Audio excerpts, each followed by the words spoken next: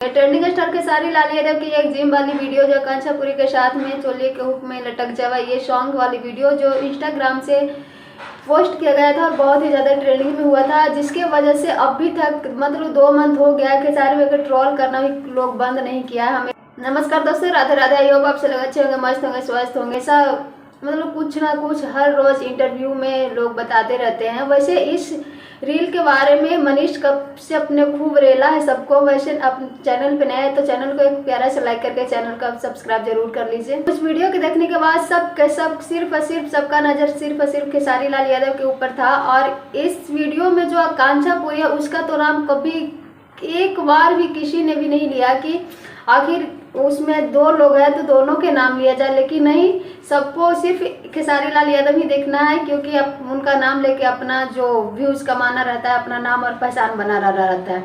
वैसे इस वीडियो में आप देख सकते हैं कि आकांक्षा पुरी के ऊपर खेसारी भाई या फिर खेसारी भाई के ऊपर आकांक्षा पुरी। तो आकांक्षा पुरी जब लटक रही है तो इसका गलती इसको समझना चाहिए कि मैं एक लड़की हूँ, मैं एक स्टार के ऊपर अपना मतलब आगे आप समझ सकते हैं कि मैं क्या बोलना चाह रही हूँ। तो इसमें आकांक्षा पुरी की जितना गलती है उतना हमारे खेसारी भाई की भी गलती है, तो ये आकांक्षा पुरी को सोचना चाहिए था।